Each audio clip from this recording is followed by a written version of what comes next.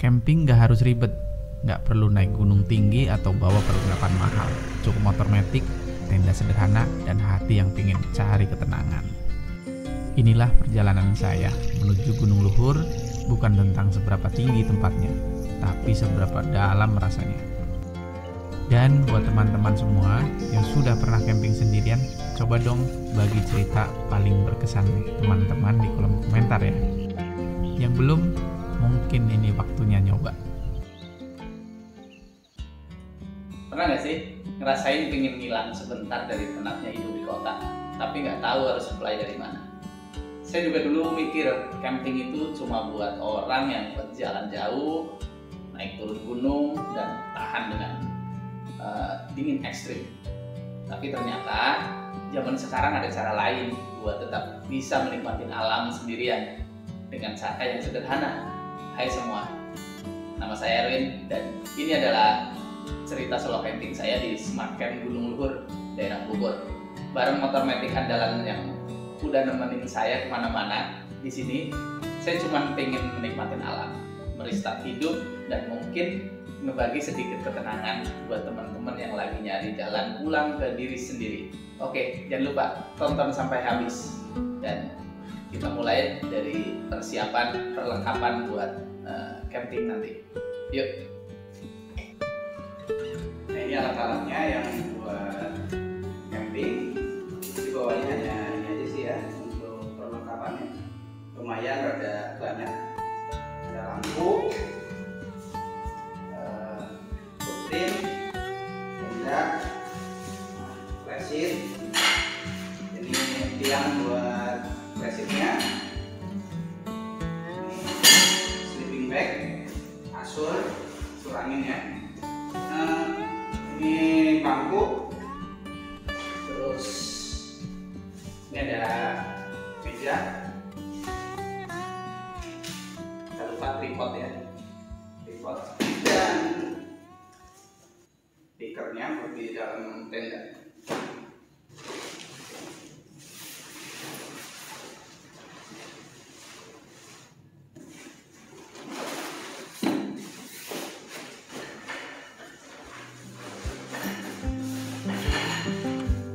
Kadang kita cuma butuh jeda, nggak perlu jauh-jauh, nggak perlu tempat yang susah dijangkau. Cukup satu tenda, satu motor, dan niat untuk pergi sendirian. Itu yang paling penting.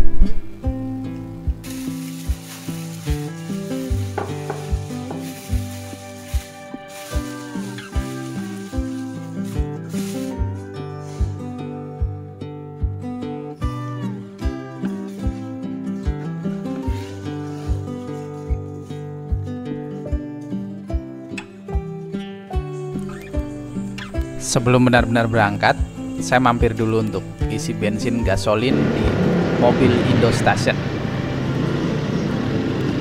Ini kebetulan dekat dengan rumah, jadi langsung mampirnya di sini aja. Punya bensin ronnya 92. Full. Ya. Ayo ya Pak. Iya. Udah, biar 45 aja deh. Nah, cukup. Oke.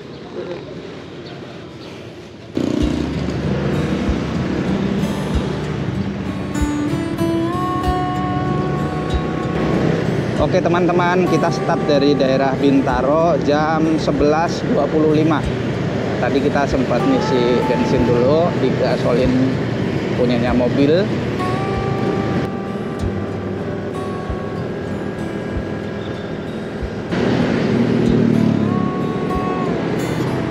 Kita sampai di Parung Bogor jam 12.05.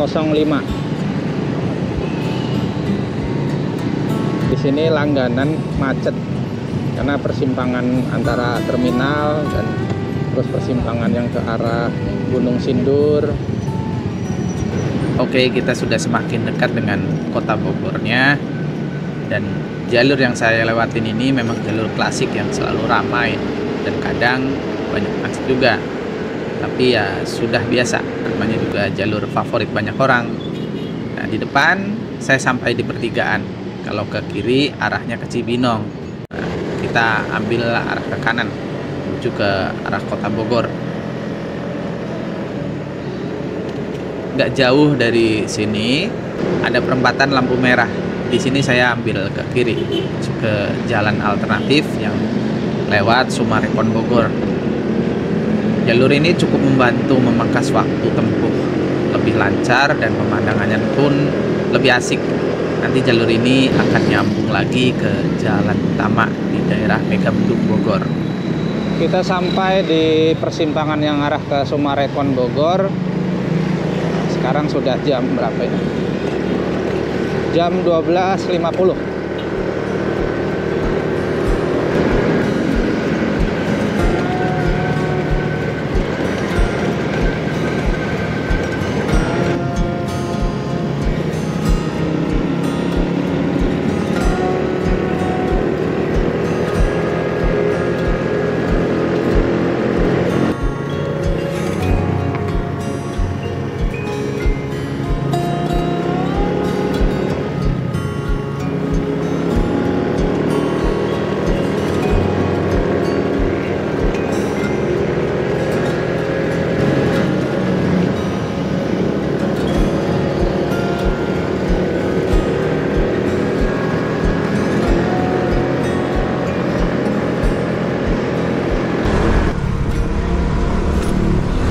Kita sudah sampai di kawasan Puncak Bogor dan teman-teman bisa lihat sendiri sebelah kanan saya ini adalah Masjid At-Taun.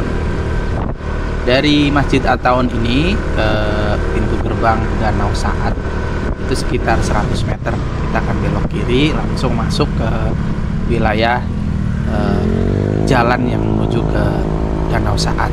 Di sini kita akan bayar tiket masuk sebesar 25.000.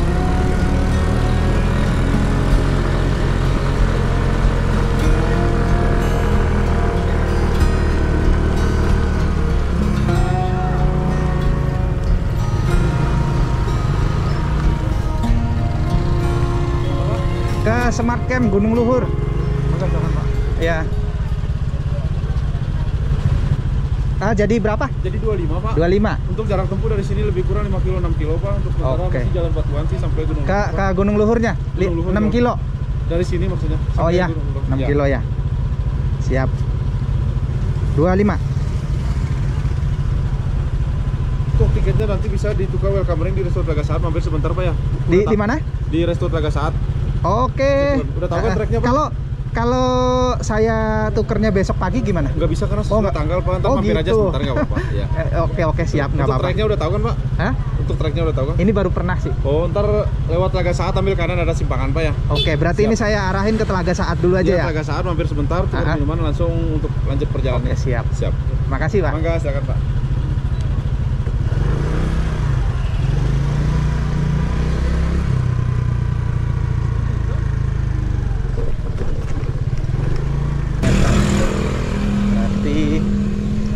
Iya. Tiket sebentar ya. Oke, siap. Maaf ya. Ini kan ya? Iya, betul. Oke. Mau ke Gunung Luhur ya. Iya. Nanti mampir ya tukar minum di resto depan Telaga Saat. Siap. Terima kasih. Nah, ini pertama kalinya saya ke sini. Jadi saya banyak bergantung sama dua hal. Petunjuk dari Bapak Satman tadi dan tentu saja dari Google. Jalurnya memang belum familiar, tapi ini justru yang seru. Nggak semuanya harus pasti kan. Kadang justru petualangannya ada di situ. Sebelum sampai di Smart Camp Gunung Luhur, saya memutuskan untuk transit dulu di Danau Saat untuk menikmatin welcome drinknya. Seperti apa sih welcome drinknya? Jadi di saat ini hanya untuk mampir menuker tiket. Oke. Berapa tiket? 1. Nah, ini welcome drinknya teman-teman. Nah, lumayan buat istirahat juga.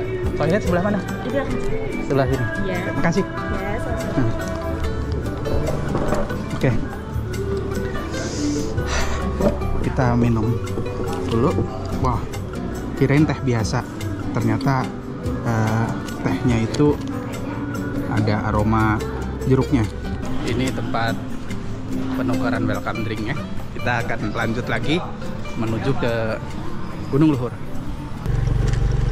Oke, kita gas tipis-tipis karena memang jalanannya full batuan.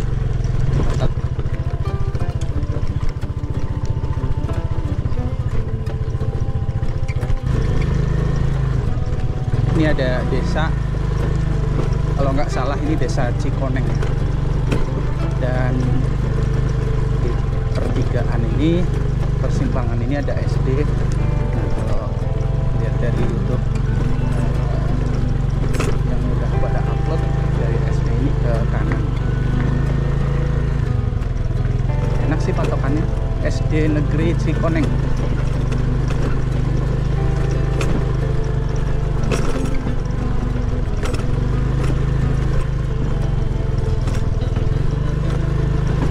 Oke, dari SD ini terlihat ini baru ada tanjakan. Siap.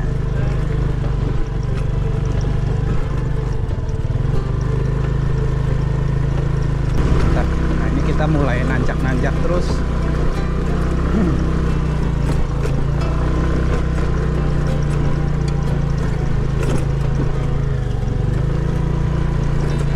Pemandangannya luar biasa. Jadi kita jalan di sini walaupun jalanannya rusak, tapi nggak bosen karena sepanjang jalan kanan kirinya adalah kebun teh. Jadi seger banget.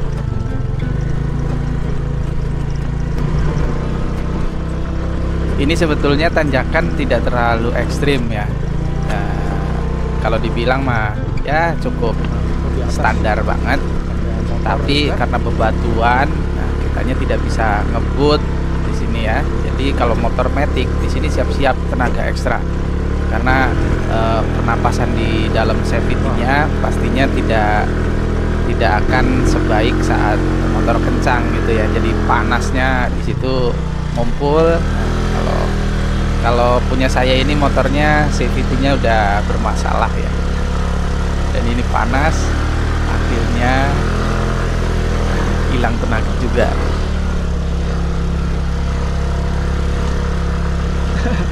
Ternyata motor saya ada masalah nih, Dit. Harus istirahat dulu, teman-teman.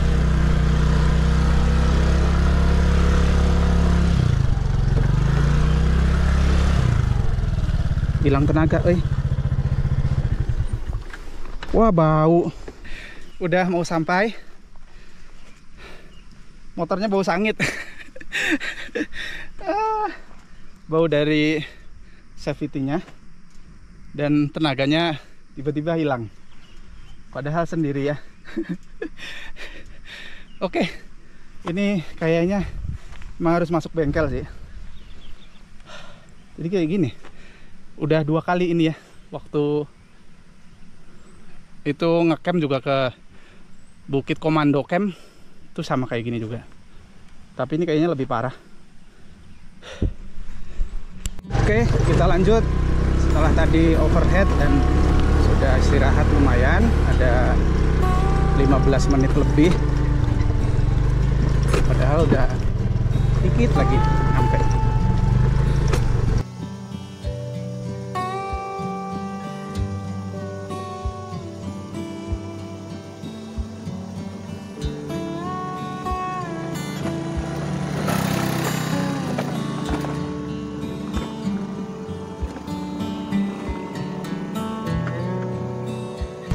CVT-nya tadi pas dipegang itu panas banget.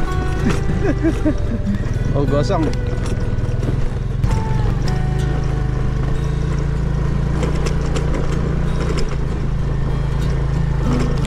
Selamat datang.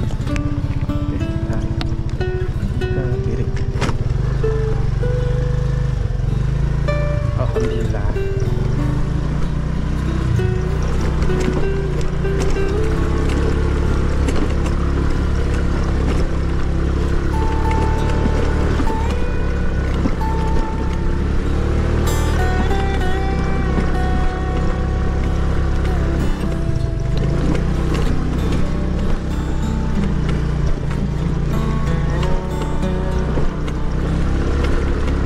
Alhamdulillah sampai. Di sini temennya pada kipas. Bau agak sangit lagi. Kita sampai. Nah, kita akan ke tempat registrasi dulu ya. Oke. Nah, ini tempat registrasinya.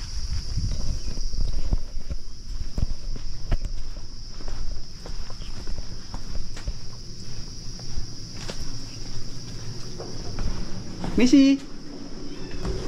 Satu orang berapa? Orangnya 25. 25. Iya, parkir motornya 10. Apa? Parkir motornya 10.000. Jadi 35. Oke. 17. Wah, ada banyak ini. Alhamdulillah ada teman. Saya tiba di lokasi camping tadi sekitar pukul 4 sore. Perjalanan yang cukup panjang dan melelahkan akhirnya tiba di ujungnya. Sebuah tempat damai di ketinggian, jauh dari bising kota dan rutinitas harian yang seringkali terasa seperti kejar-kejaran tanpa arah.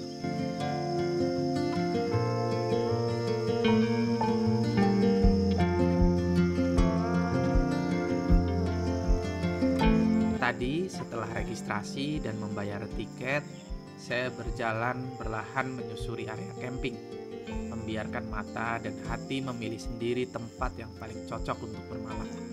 Dan akhirnya saya menemukan satu spot sederhana, terbuka, cukup datar dan dekat dengan hamparan kebun teh yang hijau dan membawa hembusan udara sejuk.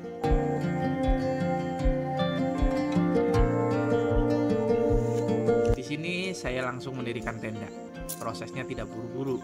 Setiap tiang yang dipasang, setiap simpul tali yang diikat, terasa seperti upaya menyusun kembali ketenangan yang sempat lama hilang dalam keseharian.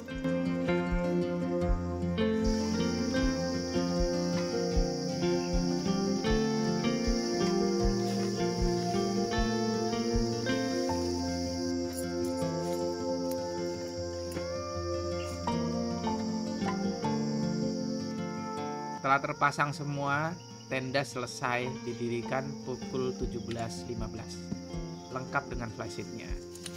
Setelah selesai mendirikan tenda ini, saya masih melanjutkan merapihkan segala perlengkapan seperti tikar, kasur, kursi, meja, dan lain sebagainya.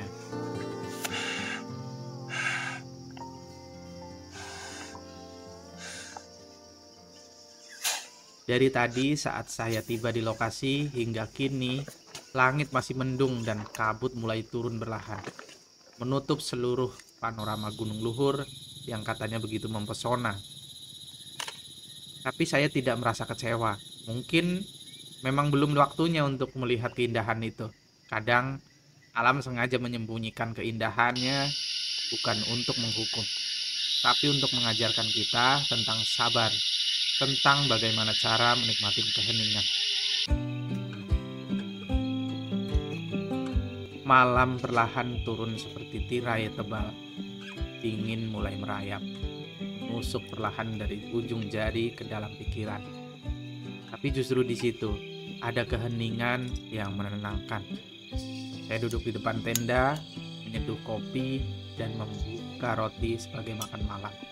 Sederhana, tapi begitu hangat.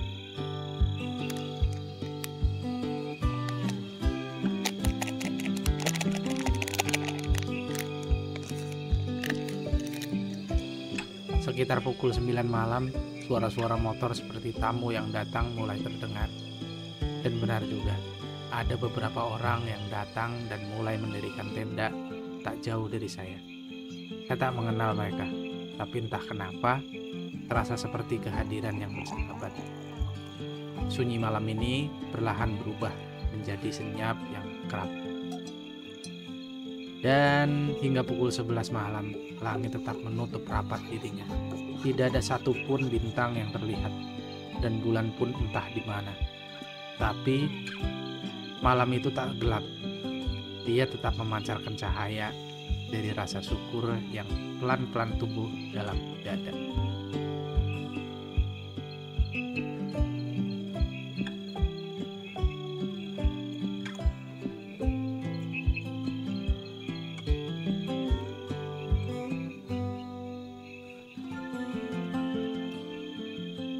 Pukul 11.30, kantuk mulai datang.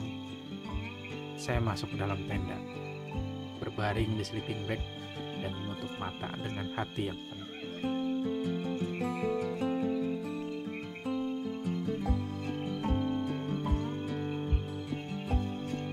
Saya sadar, mungkin inilah yang selama ini saya cari. Bukan keramaian, bukan hiburan yang hingar-bingar, tapi ruang sunyi di mana saya bisa mendengar kembali suara hati sendiri.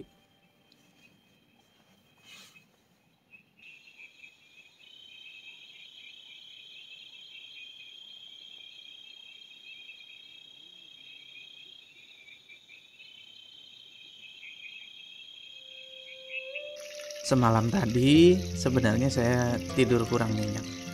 Ternyata suhu di sini cukup ekstrim untuk saya, sekitar 15 derajat. Mungkin buat sebagian orang itu biasa, tapi buat saya yang minim persiapan, itu cukup merepotkan. Sleeping bag yang saya bawa terlalu tipis, gak mampu menahan dingin yang perlahan menyelinap sepanjang malam. Saya tidur sambil kedinginan, bangun sebentar-sebentar hanya untuk membenahi posisi dan mencoba merasa hangat. Tapi begitulah, ini bagian dari perjalanan, bagian dari proses belajar.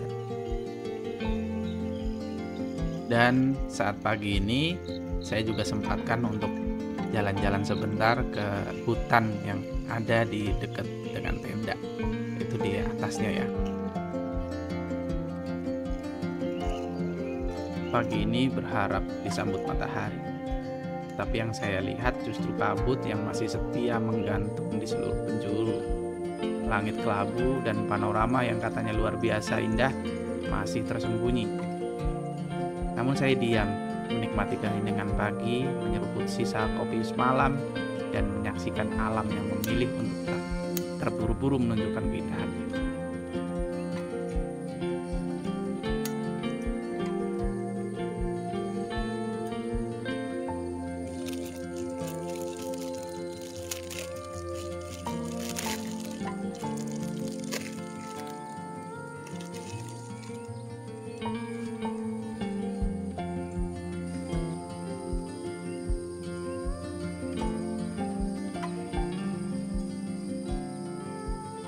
Hingga akhirnya sekitar pukul 7.30 perlahan kabut itu mulai menyingkir seperti tirai yang pelan-pelan dibuka memperlihatkan panggung megah di baliknya.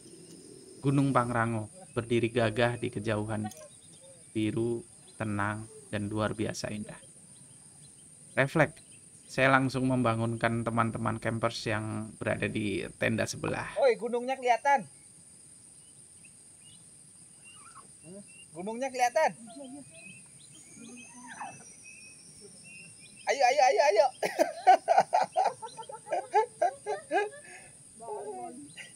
Tuh, kelihatan.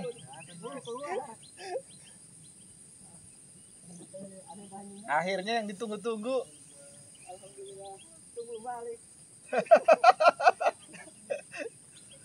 Jangan balik dulu pokoknya sampai itunya kelihatan.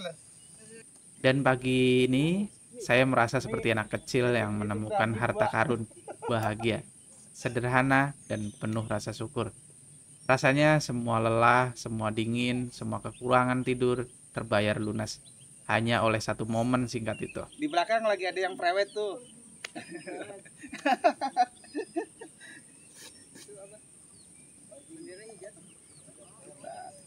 Makan mie dulu. Camping kali ini mungkin bukan yang paling nyaman, tapi justru itu yang membuatnya berkesan. Makan teman-teman. Akhirnya bisa ngomong juga. Dari kemarin nggak bisa ngomong karena mendung, kabut mulu. Sekarang langsung berubah, suasananya langsung ceria.